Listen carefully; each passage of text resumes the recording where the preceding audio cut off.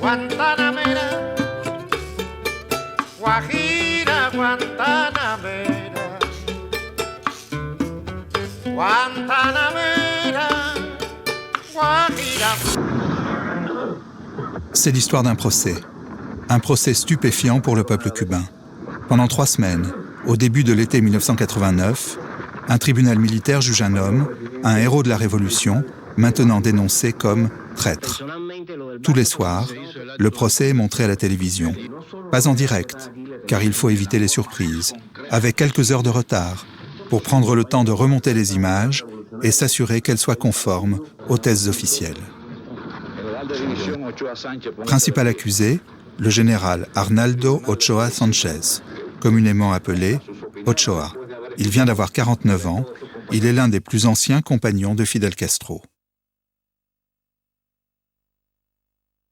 Il avait 16 ans lorsqu'il s'est battu aux côtés de Che Guevara et de Fidel Castro. Après le triomphe de la Révolution, il était parti en Union soviétique pour se former dans une école militaire. De retour à Cuba, Ochoa est nommé général par Raúl Castro, le frère de Fidel Castro. Les 2 frères, Raúl et Fidel, lui confient des missions de confiance. En 1963, il est en Algérie. En 1968, au Congo belge. Et 10 ans plus tard, en 1978, on le retrouve au Nicaragua. Ces expéditions sont financées par le bloc soviétique. Mais en 1986, c'est le grand tournant. Gorbatchev accède au pouvoir en URSS. Il renoue les relations avec les États-Unis. C'est la fin de la guerre froide. Cuba, au large des côtes américaines, se trouve privé de tout soutien financier du grand frère soviétique. De leur côté, les Américains renforcent l'embargo qui pèse depuis les années 60. L'économie de l'île s'effondre, la population en paie le prix. Pourtant, Fidel Castro ne cède pas. L'affrontement avec l'ennemi américain le conduit jusqu'en Afrique, en Angola, en pleine guerre civile. 70 000 soldats cubains sont sur le terrain, la CIA, l'Afrique du Sud aussi, avec des équipements militaires d'une supériorité écrasante. 1987, pour éviter la défaite, Fidel Castro envoie son meilleur général, Arnaldo Ochoa Sánchez. Un an plus tard, les Cubains et leurs alliés angolais ont repris l'offensive. Le général Ochoa a rempli sa mission. Décembre 88, des accords de paix sont signés aux États-Unis. Le général Ochoa rentre à Cuba. Il s'attend à recevoir le commandement de l'armée occidentale, celle qui protège la Havane et Fidel, celle qui fait face aux États-Unis. Mais le 14 juin, Gramma, le journal du Parti communiste, annonce l'arrestation du général Ochoa pour détournement de fonds et corruption. Dans l'île, les rumeurs courent. Ochoa, le héros, serait-il devenu un voleur ? 2 jours plus tard, le 16 juin au soir, les programmes habituels sont brusquement interrompus à la télévision. À l'antenne, un tribunal militaire extraordinaire qui va juger le général Ochoa. Le président de la Cour, Ulises del Toro, va mener les interrogatoires. Sur une chaise, le général Ochoa. Derrière lui, pour le juger, un parterre de 47 généraux qui représentent les différents corps d'armée. Ces généraux vont avoir à juger un homme jusqu'ici tenu à l'écart des apparitions publiques à Cuba, mais qui a su gagner le respect des dizaines de milliers de jeunes soldats qui ont servi sous ses ordres. Mais pourquoi Ochoa inquiète-t-il tant Fidel Castro ? Pourquoi Fidel Castro a-t-il entrepris de montrer à la télévision cet étrange spectacle judiciaire ? C'est Raúl Castro, le frère de Fidel, ministre des Armées, qui ouvre la séance.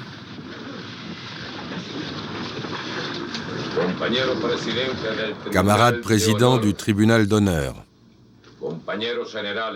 camarades généraux,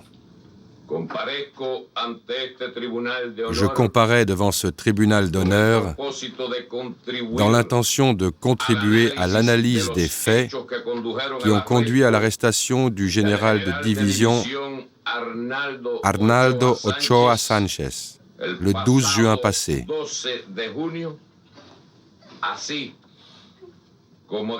ainsi que des faits, dans certains cas bien plus graves, qui ont été révélés par la suite et dont nous estimons indispensable que vous teniez compte afin d'être en mesure de parvenir à un consensus et de formuler les recommandations adéquates. Les premiers témoins sont des officiers, tous sous les ordres d'Ochoa, en Angola.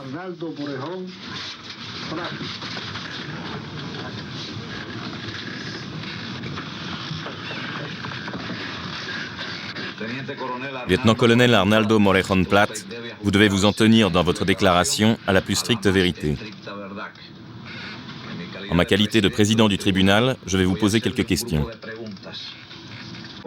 Dans quel objectif et selon quelles instructions avez-vous établi des contacts avec des étrangers de pays capitalistes?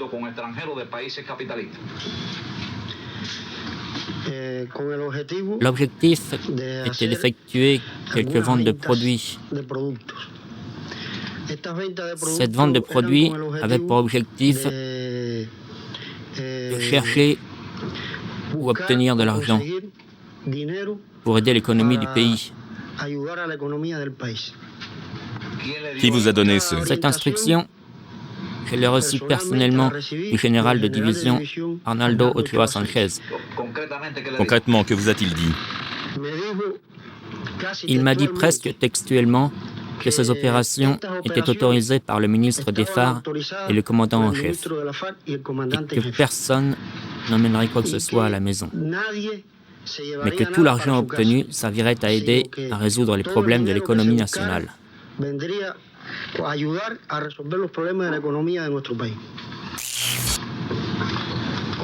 Avec quels étrangers, de quelle nationalité avez-vous eu des contacts?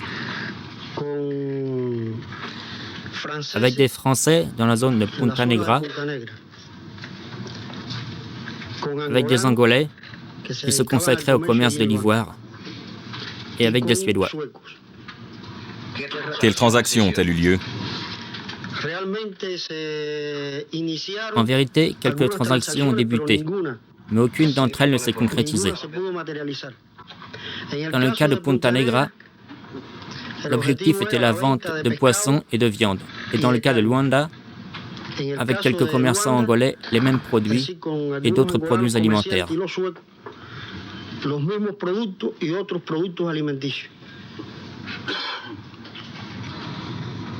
Huissier, faites sortir le témoin et appelez le suivant.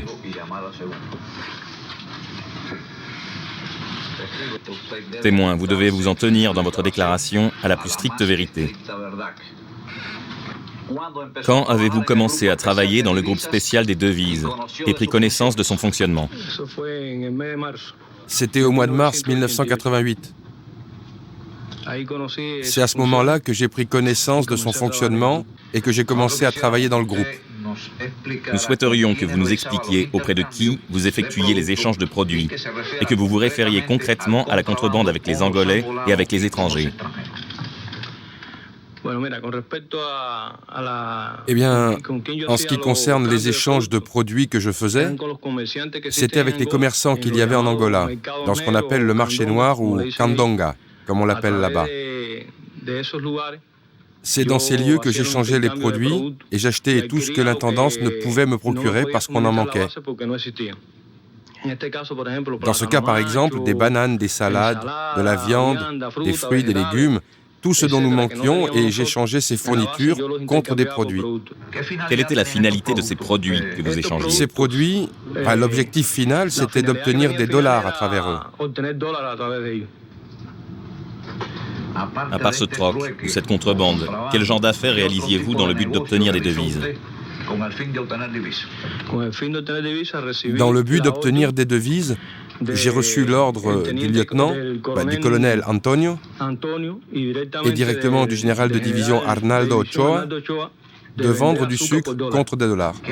Quel lien y avait-il dans ce sens avec les diamants? Ça n'a pas marché. Il fallait continuer à vendre du sucre, car ça n'a pas marché. Tu n'étais pas choqué par le fait que les soldats et les officiers de la mission ne pouvaient pas faire ce travail, ce commerce, ce candonguero dans la ville de Luanda, alors que toi, tu étais autorisé à le faire. Ça ne t'a jamais choqué.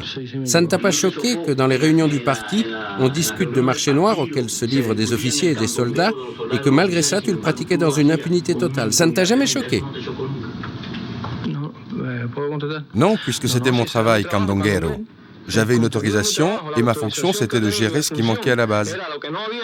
On me donnait des produits, il y avait un plan sur lequel apparaissaient les produits qu'on me fournissait, par écrit, trimestriellement, sucre, sardines, etc.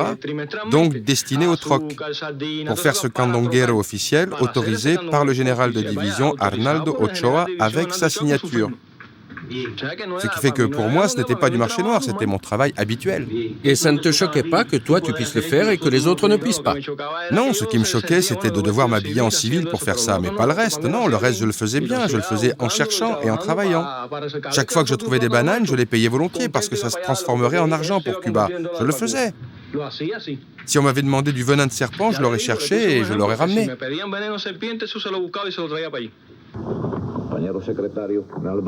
Les témoignages sur la chasse au dollar pour financer la guerre se succèdent.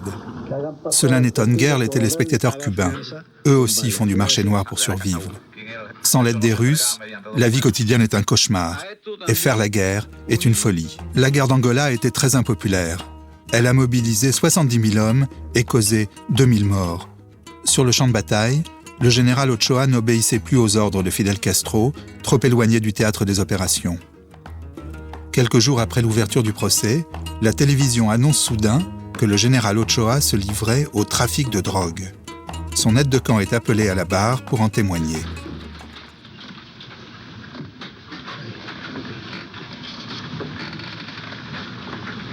Capitaine Martínez Valdés, vous comparaissez en qualité de témoin. Pour une meilleure compréhension des faits portés à notre connaissance, vous devez vous conformer, lors de vos déclarations, à la plus stricte vérité. Nous voulons que vous exprimiez vos réponses de la façon la plus concrète possible.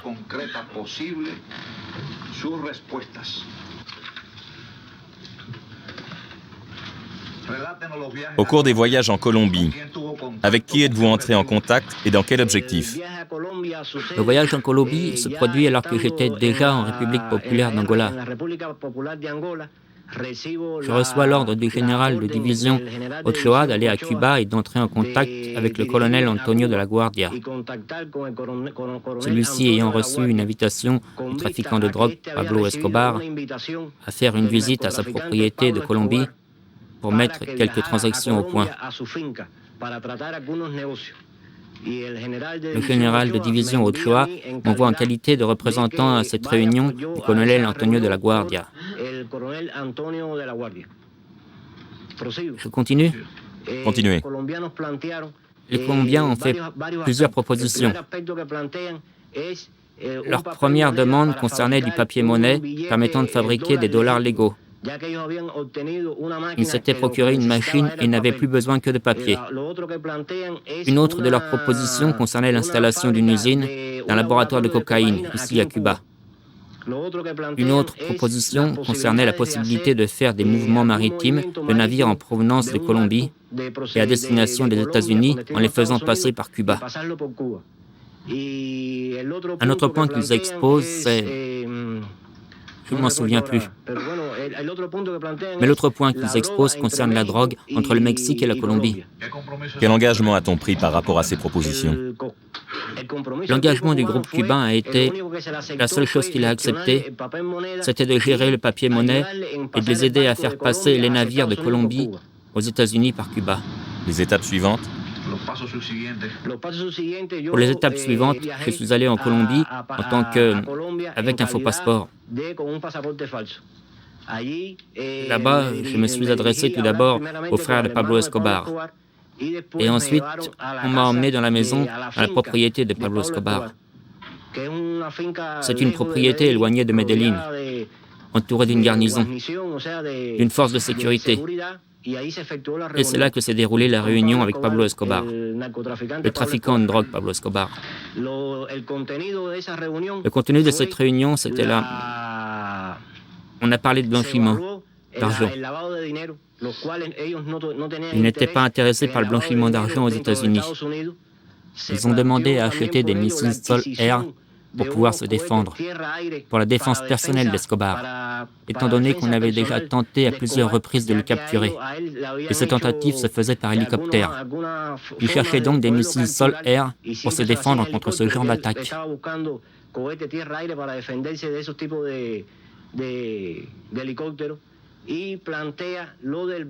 Il a également exposé le problème du navire qui s'appelait Jennifer. Et on a parlé de problèmes de politique générale. Par la suite, il a été décidé de régler l'affaire du navire, le fameux Jennifer, bâton pavillon panaméen. De là, je reviens à Cuba et j'attends le signal de départ du navire. Et ce signal de départ du navire était un appel téléphonique. L'appel n'a jamais eu lieu. On nous a expliqué que le bateau n'était pas parti pour cause d'avarie. On évoque donc la possibilité que, au lieu de se faire par bateau, ce soit par voie aérienne. On discute la possibilité de la voie aérienne dans la mesure où nous avions toujours exigé que ce soit par bateau ou par avion, et que le jet de la marchandise ait lieu hors des eaux territoriales cubaines. Nous avons demandé à ce que ça se fasse au sud-ouest de Callosal. Ils devaient rappeler pour prévenir du départ de l'avion, mais cet appel n'a jamais eu lieu parce qu'apparemment, ils n'étaient pas d'accord pour effectuer le largage de la marchandise à Callosal.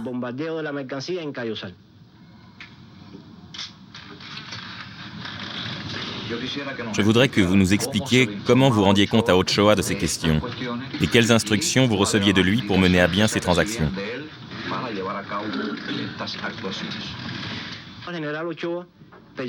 L'affaire du bateau, je l'ai rapportée personnellement au général Ochoa dans sa maison. Et lorsqu'il y a eu ce changement du bateau pour l'avion, nous le lui avons rapporté au cours d'un appel téléphonique qu'il nous a fait depuis l'Angola à notre maison de La Havane. Après cela, nous avons cessé toute activité de ce genre. Ça a pris fin en 88 parce que le général de division Ochoa, en 89, a décidé de ne plus continuer à travailler. Vraies ou fausses, ces révélations réjouissent les grands détracteurs de Cuba, les États-Unis. Quant au peuple, il s'étonne qu'une affaire aussi délicate soit révélée au grand jour. Le lendemain, le journal Gramma annonce une nouvelle inquiétante. Le ministre de l'Intérieur a été arrêté et emprisonné. Des centaines d'officiers ont été licenciés. Tony de la Guardia, un haut gradé du ministère de l'Intérieur, a été arrêté pour trafic de drogue. Comme Ochoa, c'était un homme de confiance de Fidel Castro. En 1959, il rompt avec ses origines bourgeoises pour rejoindre le camp révolutionnaire, à l'âge de 17 ans. Dès lors, il est recruté par le ministère de l'Intérieur, où Fidel Castro lui confie des missions délicates. Depuis 1980, il est chargé des opérations secrètes contre l'embargo. Sa tâche consiste à trouver des devises pour maintenir l'économie cubaine et financer la guerre en Angola. Arrêté pour trafic de drogue, il est appelé à comparaître comme témoin dans ce procès. Introduisez le témoin colonel Antonio de la Guardia Font.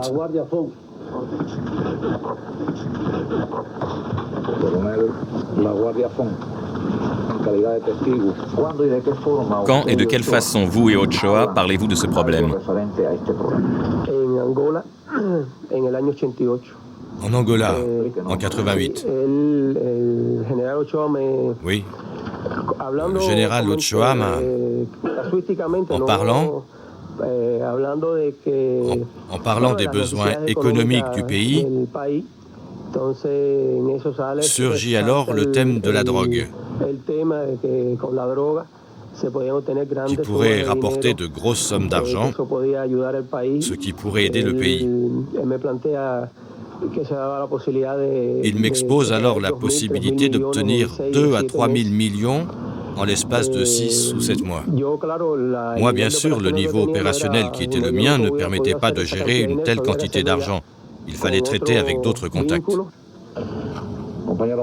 Camarades de la Cour, je vous demande d'autoriser les camarades du ministère de l'Intérieur, qui se sont occupés du cas du colonel, à pénétrer dans la salle et à poursuivre l'interrogatoire du camarade colonel Antonio de la Guardia Font.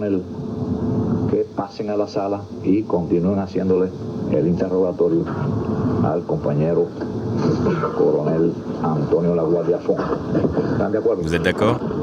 Je vous demande d'entrer.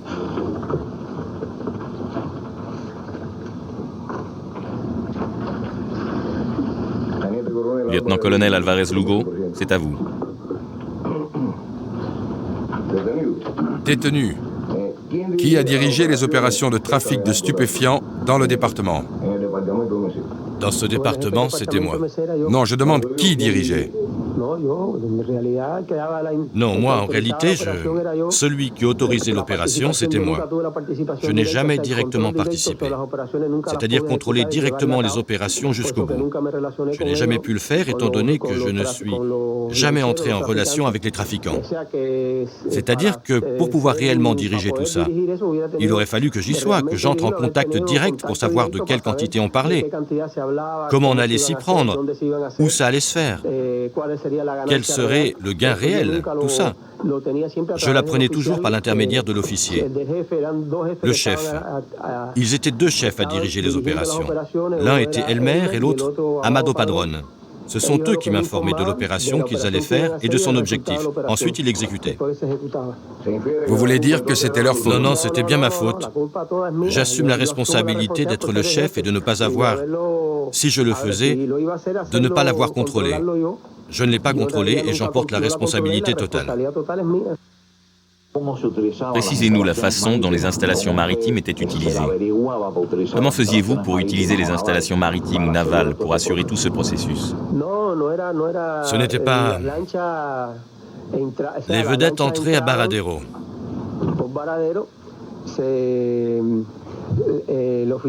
L'officier prévenait la capitainerie de Baradero qu'une vedette allait arriver avec des produits X et qu'elle était autorisée.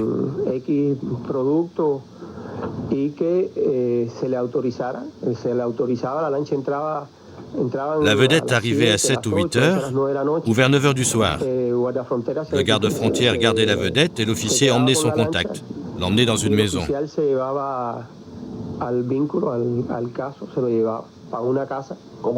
Comment faisiez-vous en sorte que le garde-frontière accepte? C'était un contact de travail normal. Le garde-frontière le considérait comme normal. C'était notre opération de travail. Une vedette arrivait. Ça faisait des années que ça se passait. Depuis 81-82. En 81, ça se faisait déjà. En 80-81. C'était une chose habituelle. L'arrivée de ces vedettes qui abordaient, les gardes-frontières les surveillaient à quai et ça ne posait pas le moindre problème aux gardes-frontières.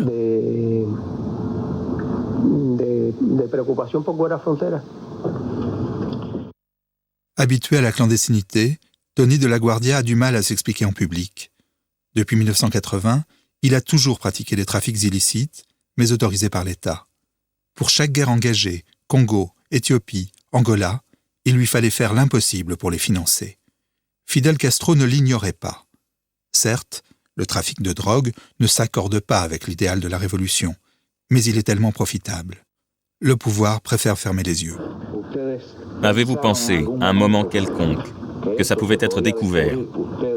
Aviez-vous calculé les conséquences de tout ce que vous faisiez? En réalité, je n'ai pas calculé les conséquences de tout ce que je faisais, sans quoi, si j'avais médité un peu plus profondément, j'étais motivé par l'intérêt de rapporter de l'argent. C'était la double tâche qu'on me confiait, celle de briser le blocus, et c'était le moyen d'obtenir diverses choses qui manquaient parfois cruellement par la voie maritime. Et la seconde, c'était de fournir des devises à mon organisme. C'était le désir de briller, de sortir du lot, d'atteindre ses objectifs. Je n'ai pas consciemment analysé ce que je faisais, ni les conséquences que ça pouvait avoir. Vous êtes un officier professionnel et vous connaissez les risques que cela comportait pour le pays et pour la sécurité du pays. À aucun moment vous n'avez analysé les conséquences.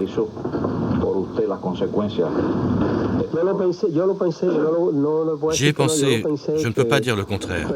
J'y ai pensé, Mais je n'ai pas... D'abord, je n'aurais jamais dû faire cela. Ensuite, j'y ai pensé, mais j'aurais dû prendre la décision. À plusieurs occasions, j'ai décidé de ne pas le faire. J'avais l'intention de ne plus jamais faire d'opération de cette nature. Puis 3 ou 4 mois passés sans activité. L'argent manquait et donc les officiers venaient constamment. Il y avait aussi cette pression, celle des officiers qui ne voulaient pas perdre leur contact, atteindre leurs objectifs.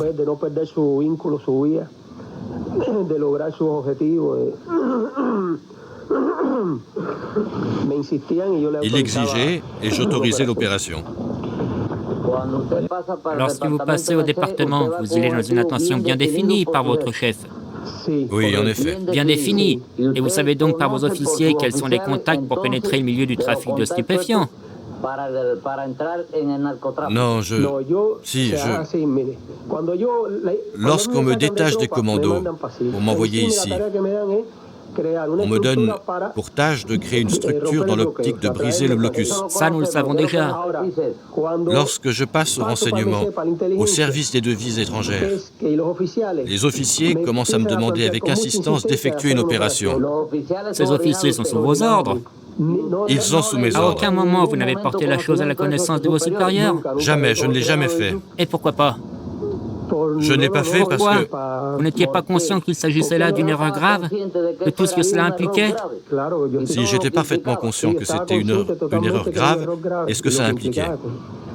Vous dites que vous avez analysé à plusieurs reprises, d'après vos déclarations au président de la Cour, que c'était déloyal envers le ministre de l'Intérieur. Oui, Et vous le saviez? oui, Et vous avez poursuivi les opérations? oui. Il semble que vos subordonnés exerçaient sur vous une grande influence. Vous ne les contrôliez pas bien. Je ne les contrôlais pas bien. Et pas quoi? À cause du volume de travail que j'avais.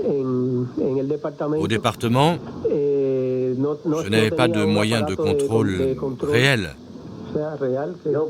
Je suis d'accord avec le contre-amiral quant au fait que vous, de par vos responsabilités et votre expérience, deviez être bien informé et planifier avec soin toutes ces opérations.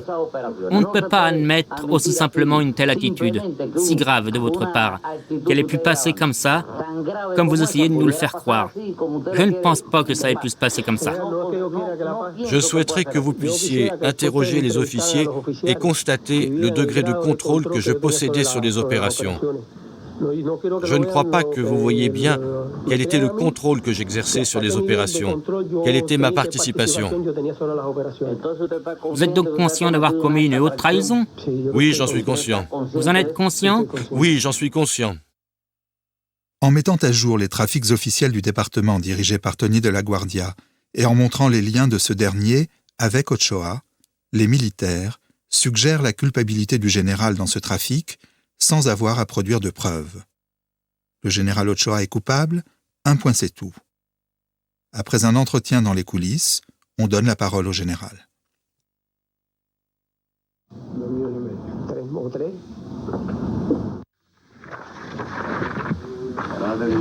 Général de division Ochoa Sanchez, vous pouvez exposer ce que vous estimez nécessaire en rapport aux accusations qui pèsent sur vous.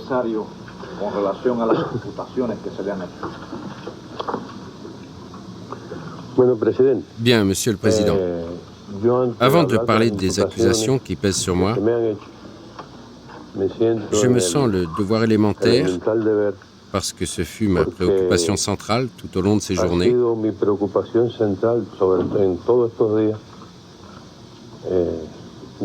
j'ai consulté toute la presse, la télévision, la radio, le discours du ministre, les opinions des ouvriers, leur répulsion, tout ça. Et entre parenthèses, je pense comme eux.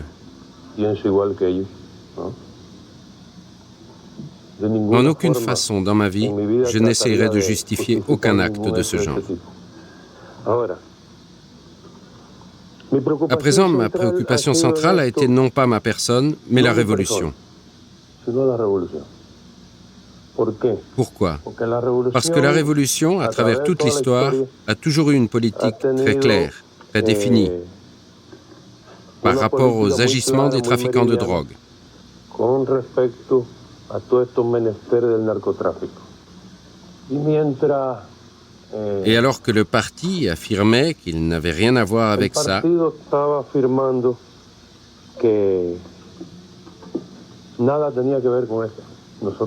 nous étions au cœur de ces agissements.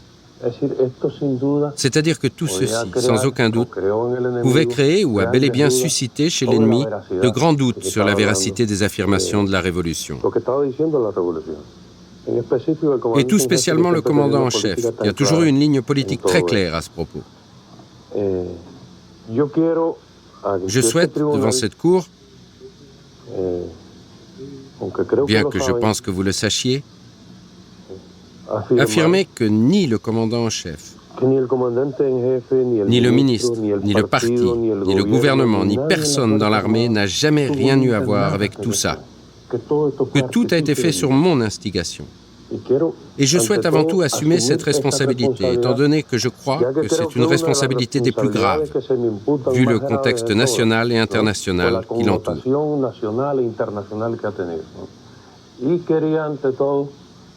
Et je voulais avant tout faire, c'est-à-dire déclarer cela devant vous.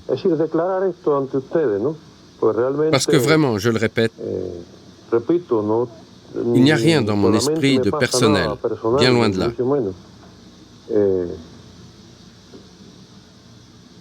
L'indignation du peuple, entre parenthèses, je pense qu'il n'existe pas de plus grande condamnation que celle du peuple.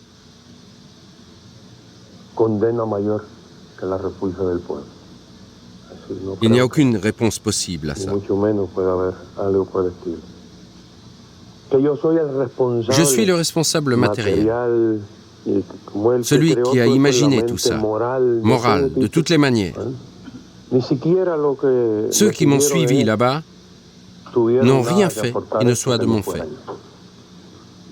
Je ne veux pas ici commencer à expliquer le moins du monde quels furent mes mobiles, ce qui m'a fait agir. Je ne crois pas que ça ait la moindre importance.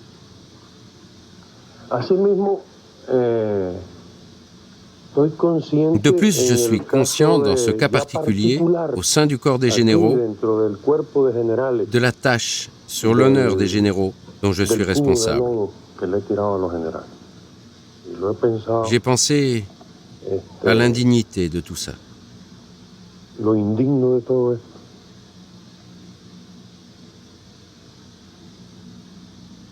J'ai pensé que la trahison est la trahison, quelle qu'elle soit.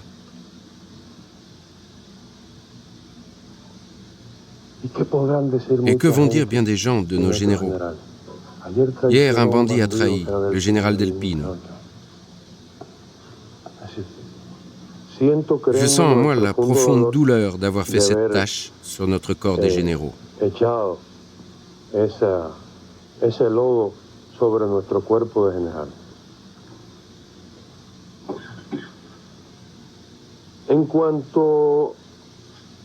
En ce qui concerne les accusations qui me sont faites, je veux ajouter que non seulement ce qu'on a pu lire là-bas, mais aussi tout ce qui est paru dans la presse, à la télévision, tout ce qui a été dit, est exactement conforme à la vérité. Et je crois que le récit qui vient d'être fait est bien plus explicite que tout ce que je pourrais dire. Je ne pourrais pas faire la chronologie des faits telle qu'elle est faite dans ce document. Et donc, à présent, je voudrais dire autre chose.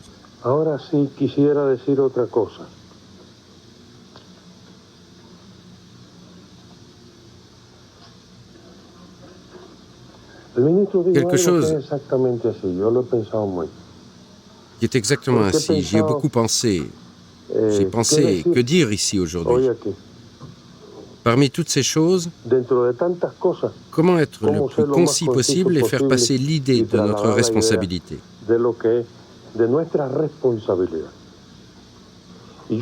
Et je vous dirais que ce n'est pas facile.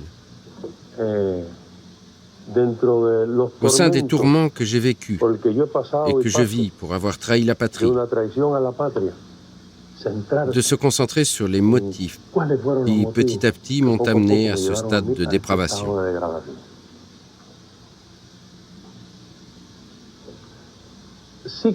Je crois qu'on commence par quelque chose, on commence par un détail.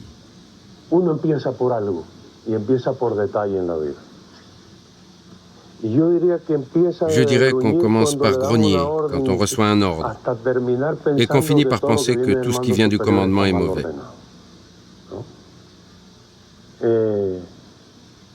Et sur ce chemin, on devient de penseur indépendant, on finit par croire qu'on détient la vérité. Et on justifie soi-même les horreurs que l'on commet.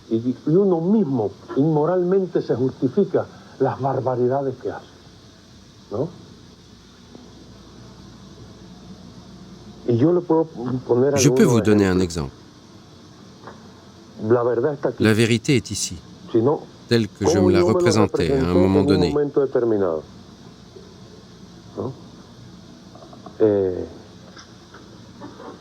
Oui, j'ai fini en Angola, chose à laquelle j'étais habitué. J'ai apporté un peu d'argent. Je vais l'employer dans l'armée occidentale.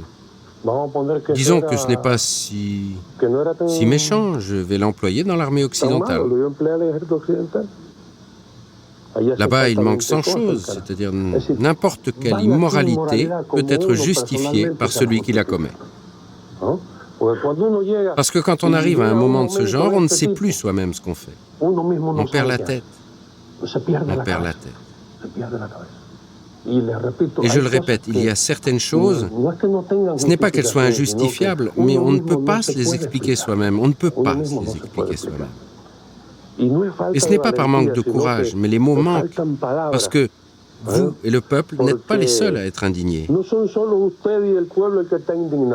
Moi aussi, je suis indigné par moi-même. Parce que s'il y a un être humain qui n'avait aucune raison de faire ça, c'est bien moi. Pour quelque motif que ce soit.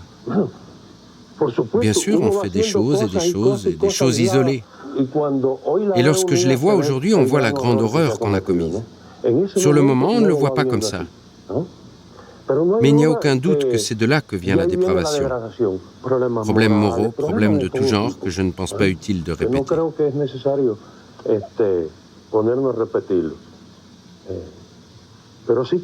Mais je veux dire aux camarades que je crois que j'ai trahi la patrie. Et je vous le dis en tout honneur, la trahison se paye de la vie.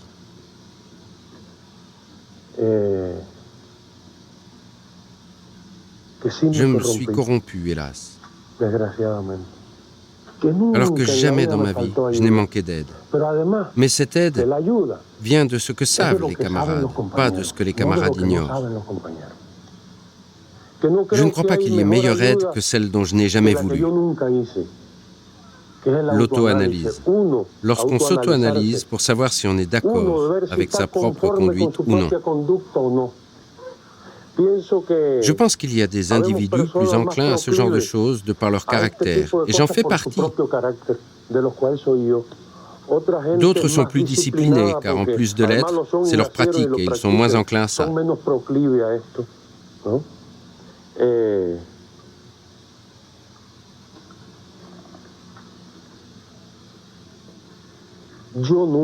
Je n'ai jamais utilisé l'auto-analyse comme une arme pour défendre ma conscience. Je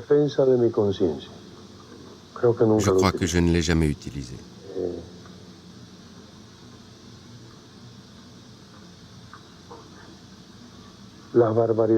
Les horreurs de tout ce qui s'est passé sont exposées. Les camarades vont se prononcer. Los compañeros se pronunciarán.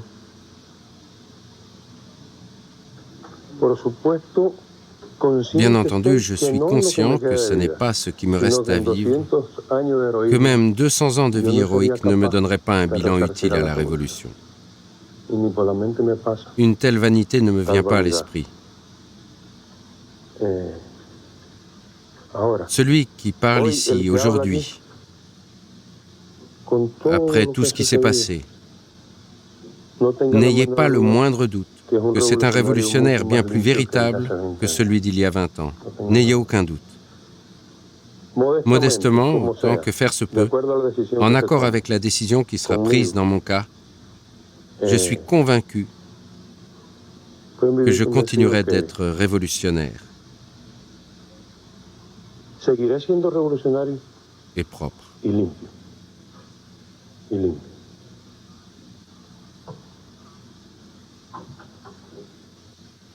No Je ne puedo peux pas vous decirle dire que autre chose que otra cosa que no sea que peut ressentir un être humain. que puede sentir un ser humano C'est un problème d'expression, par sa propre faute.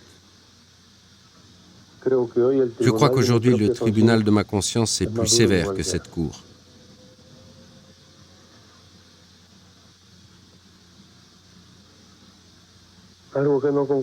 Je n'ai pas pu conclure à propos de l'aide.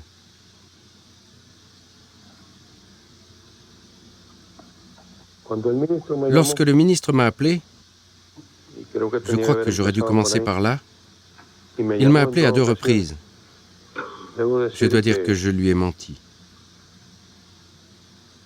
Et qu'en plus, je n'ai pas eu le courage d'affronter, non pas le ministre, mais les choses que je devais lui dire.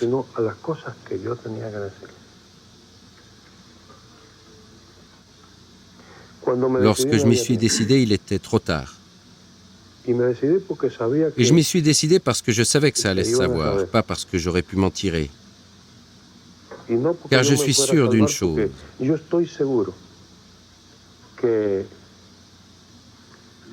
Que ça ait été découvert ou que je l'ai dit moi-même, l'immoralité était telle qu'elle devait avoir les mêmes conséquences. Il n'y avait pas d'autre solution. Pas d'autre solution. Et surtout, la patrie était concernée, la morale de la révolution. Entre parenthèses, je crois que le prestige, la morale et l'altruisme de la révolution cubaine ont réussi à le dépasser.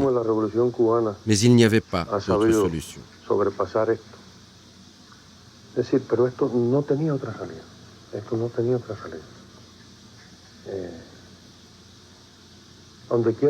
Même si je veux réparer pour le temps qui me reste à vivre, j'assumerai cette attitude et cette responsabilité. Et même si vous ne le croyez pas, aujourd'hui, en ce jour, je commence à être un autre homme. Je renonce à moi, de moi-même.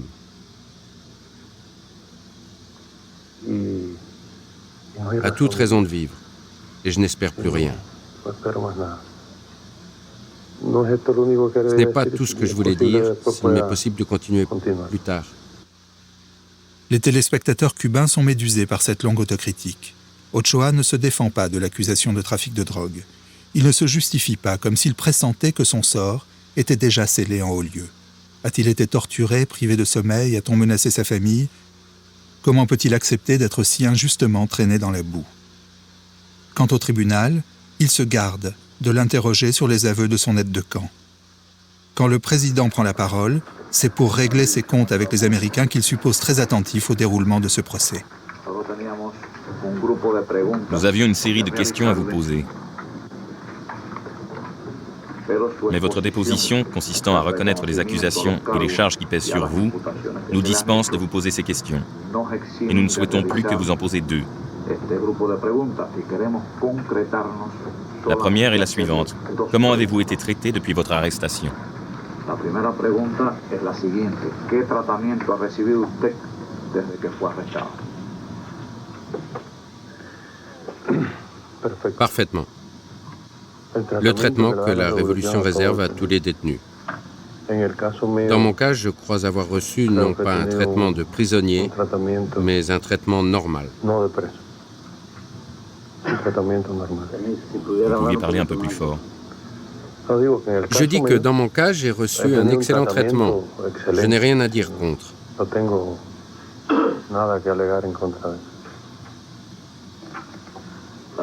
La seconde question.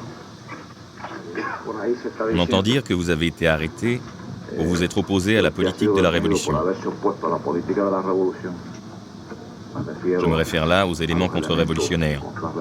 Je me réfère à Del Pino, à Huber Matos et à leurs déclarations selon lesquelles il existerait des divisions au sein de l'armée.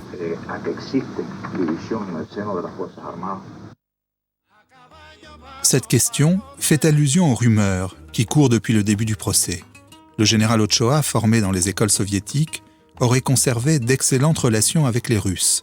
Favorable à une perestroïka à la cubaine, il représenterait l'aile réformatrice de l'armée. Les exilés cubains de Miami parlent même de coup d'État. Parmi eux, un tout nouveau dissident de l'armée cubaine, le général de division Del Pino. Ancien compagnon d'Ochoa, il l'a précédé en Angola, où il dirigeait les raids aériens. Mais en décembre 1987, après un violent désaccord avec Raúl Castro, il gagne Miami. Que pouvez-vous dire de cela? Bien, dans un cas comme celui-ci, il était logique de s'attendre à ce que l'ennemi de la révolution tente de profiter de la situation.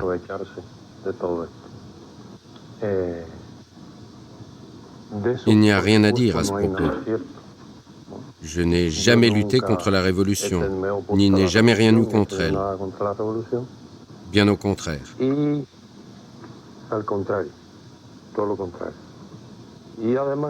Et en plus, je crois qu'aujourd'hui, plus que jamais, au sein de la révolution du peuple cubain, au sein de l'armée, je crois qu'il existe l'esprit révolutionnaire et de fraternité le plus grand de toute l'histoire.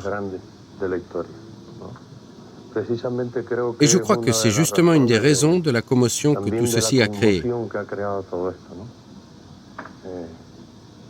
Car il n'y avait aucune raison que ceci se produise, et encore moins pour des raisons politiques.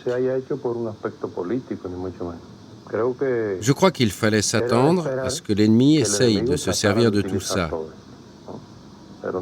Mais rien n'est plus éloigné de la réalité que de voir dans tout ça des motivations politiques ou des divergences politiques entre nous. Je crois que c'est parfaitement clair.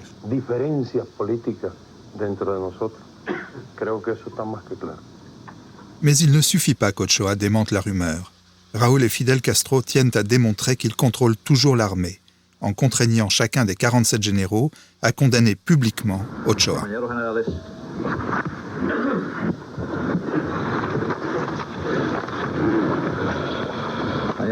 Honorables membres de la Cour, après avoir entendu le rapport présenté par le ministre des Armées, la déclaration du prévenu et des témoins,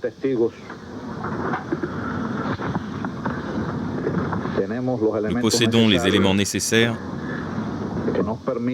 pour permettre à chacun de nous d'exposer son opinion.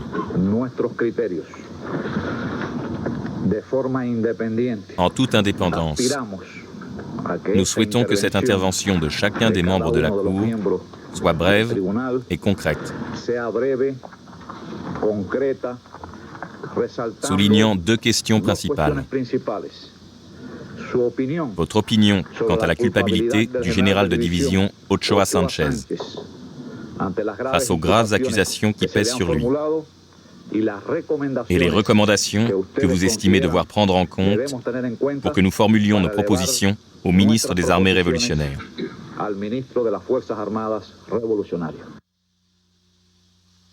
Ces généraux sont des compagnons de route d'Ochoa. Ils l'ont admiré pour ses mérites de jeune révolutionnaire et ses talents de stratège reconnus par tous. Mais de gré ou de force, ils doivent aujourd'hui le condamner. Pour beaucoup, c'est un véritable déchirement. Les camarades qui déposent doivent le faire depuis la barre. Ceux qui y sont disposés peuvent demander la parole.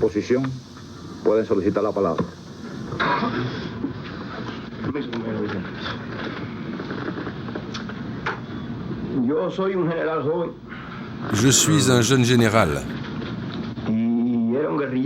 J'ai été un guérillero. Pas très téméraire étant donné les circonstances à l'époque,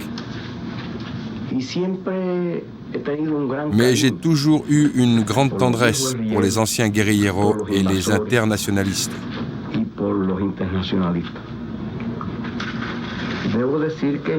Je dois dire que j'éprouvais une grande admiration pour le camarade général de division. Lorsque l'armée était en Angola, j'y suis allé pour mettre en œuvre les troupes spéciales. Nous avons travaillé et j'ai profité de sa coopération, de son expérience de la guérilla et surtout de son expérience au Venezuela. C'est dire si nous l'aimions au-delà de l'amitié qui nous lie à tous les membres de l'armée. Toute trahison est une haute trahison. Et lui-même l'a dit hier. Il n'y a qu'une seule manière de payer la trahison, et c'est avec sa vie.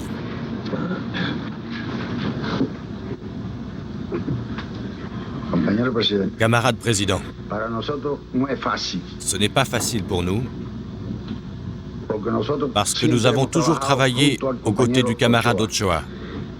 Et nous le voyons comme le fils aîné, l'homme providentiel, celui qui accomplissait toutes les tâches que nous fixait le commandant en chef.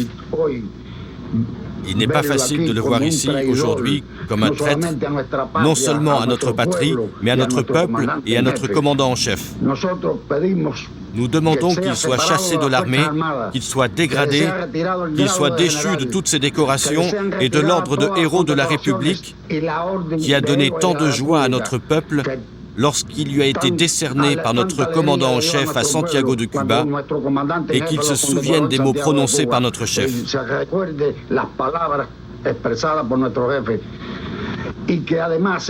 Et qu'en plus, il soit condamné par la cour martiale et que lui soit appliquée la peine suprême, le peloton d'exécution.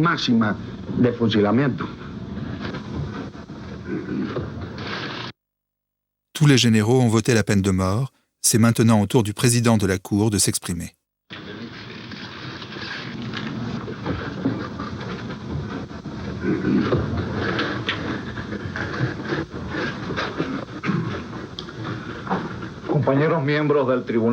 Camarades membres du tribunal d'honneur, au cours de ces 2 journées, il a été prouvé en premier lieu, par son propre témoignage,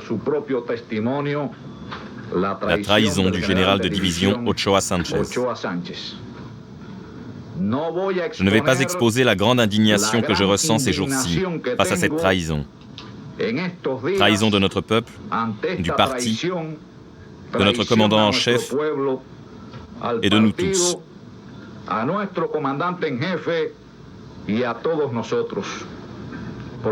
Pour autant, je ratifie et je m'ajoute aux déclarations que vous avez tous faites. Et je sollicite qu'il soit déféré devant une cour martiale, jugé pour haute trahison de la patrie et condamné à la peine capitale.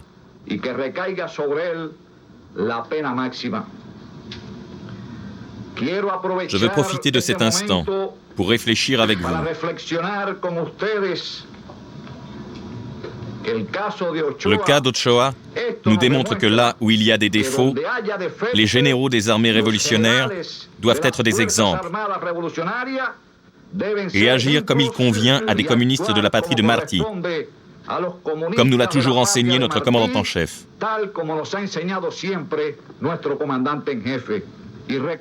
Et rappelons-nous que le seul argent ou moyen matériel nécessaire aux généraux de l'armée, c'est celui que nous donne notre peuple à partir de son travail et de sa sueur pour organiser la défense de la patrie.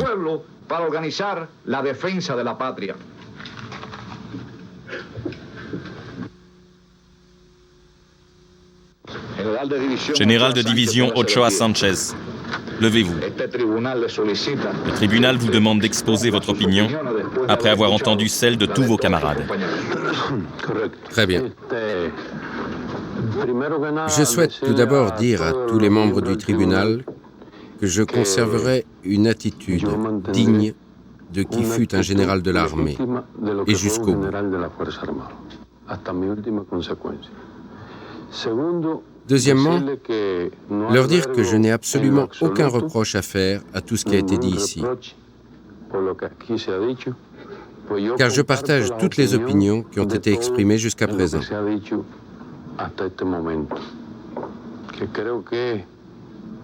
Je crois qu'on a fait une estimation juste et équilibrée de la réalité. Comme je l'ai dit moi-même hier, je crois fermement et consciemment à ma culpabilité.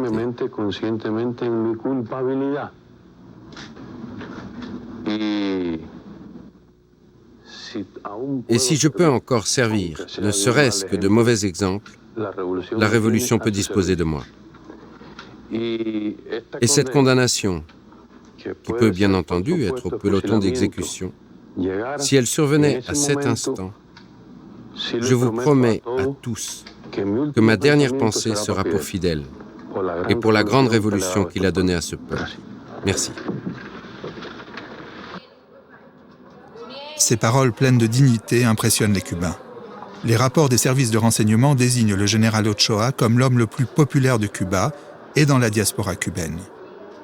Sur les murs de la Havane, les graffitis de son nom fleurissent. Fidel Castro a tout prévu, sauf que cet homme devienne un héros populaire. Alors, il faut tout faire pour le salir. Castro prépare déjà la suite du feuilleton avec un nouveau décor. Dans le grand amphithéâtre de l'armée siégera un nouveau tribunal. Ochoa ne sera plus le seul accusé. Avec lui, Tony de la Guardia et les 11 officiers qui étaient sous ses ordres. Avant le début du spectacle, Fidel Castro leur fera savoir le motif de leur comparution. Les Américains auraient découvert leur trafic de drogue. A caballo vamos pa'l monte.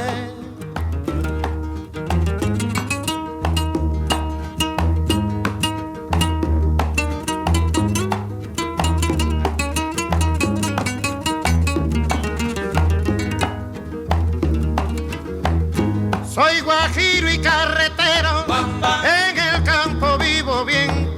Yo soy guajiro y carretero, y en el campo vivo bien. Porque el campo es el Edén, más lindo del mundo entero. A caballo vamos pa'l monte, a caballo vamos pa'l monte, a caballo vamos pa'l monte, a caballo vamos pa'l monte. Chapea el monte, cultiva el llano, recoge el fruto de tu sudor. Chapea el monte, cultiva el llano, recoge el fruto de tu sudor.